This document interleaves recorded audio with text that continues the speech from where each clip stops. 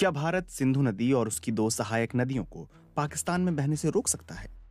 बीते मंगलवार को जम्मू कश्मीर के पहलगाम में हुए चरमपंथी हमले के बाद भारत ने 6 नदियों के जल बंटवारे से जुड़ी सिंधु जल संधि को निलंबित कर दिया। पाकिस्तान ने भी भारत के खिलाफ जवाबी कार्रवाई की है। पाकिस्तान ने कहा है कि पानी रोकने को एक्ट ऑफ वॉर यानी युद्ध की कार्रवाई के रूप में देखा जाएगा। 1960 में हुई सिंधु जल संधि 2 युद्धों के बाद भी कायम रही। इसे बॉर्डर पार वाटर मैनेजमेंट के एक उदाहरण के रूप में देखा गया। इस संधि के तहत सिंधु बेसिन की 3 पूर्वी नदियों रावी, ब्यास और सतलुज का पानी भारत को आवंटित किया गया।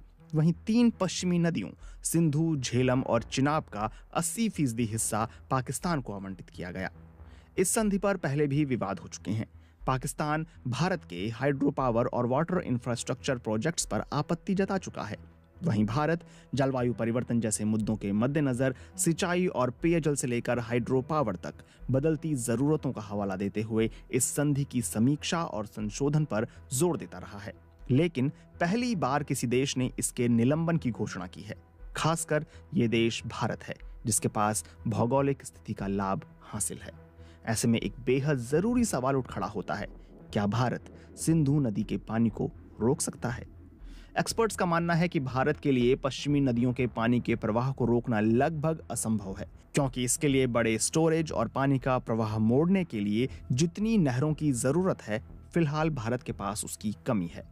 South Asia network on dam, reverse और पीपल्स के regional water resource expert Himanshu Thakkar कहते हैं कि भारत में जो बुनियादी ढांचा है वो ज्यादातर नदी पर चलने वाले हाइड्रो पावर प्लांट्स का है, जिन्हें बड़ी स्टोरेज की जरूरत नहीं है। ऐसे हाइड्रो पावर प्लांट बड़ी मात्रा में पानी नहीं रोकते और बहते पानी के फोर्स का इस्तेमाल करके टरबाइनों को घुमाते हैं और बिजली पैदा करते हैं।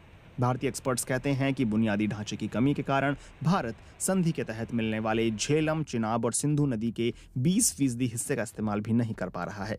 इसी वजह से स्टोरेज के निर्माण की वकालत की जाती रही है, लेकिन पाकिस्तान संधि के प्रावधानों का हवाला देकर इसका विरोध करता रहा है।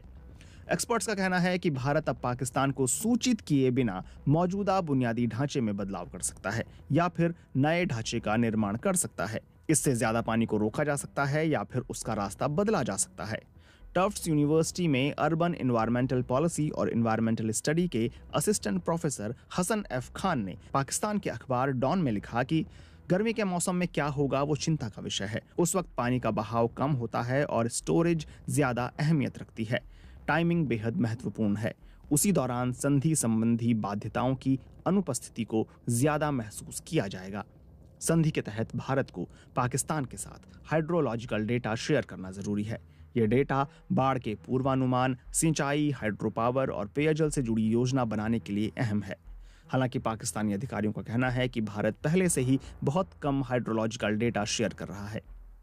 एक और मुद्दा जो हर बार तनाव बढ़ने के समय उठता है वो ये कि क्या ऊपरी देश निचले देश के खिलाफ पानी को हथियार बना सकता है। इसे अक्सर वाटर बॉम्ब कहा जाता है, जहां ऊपरी देश अस्थायी रूप से पानी को रोक सकता है और फिर बिना किसी चेतावनी के अचानक छोड़ सकता है, जिसकी वजह से निचले हिस्से में भारी नुकसान हो सकता है। एक्सपर्ट्स का कहना है कि भारत को सबसे पहले अपने ही क्षेत्र में बाढ़ का खतरा होगा, क्योंकि उसके बांध पाकिस्तान की सीमा से बहुत दूर हैं। लेकिन अब भारत बिना किसी पूर्व चेतावनी के अपने जलाशयों से गाद बहा सकता है, जिससे पाकिस्तान के हिस्से की तरफ नुकसान होगा। सिंधु जैसी हिमालयी नदियों में गाद का स्तर बहुत ज्यादा होता है। ये बांध और बैराजों में जल्दी ही जमा हो जाती है। इस गाद के अचानक बह जाने से नीचे की ओर काफी नुकसान हो सकता है।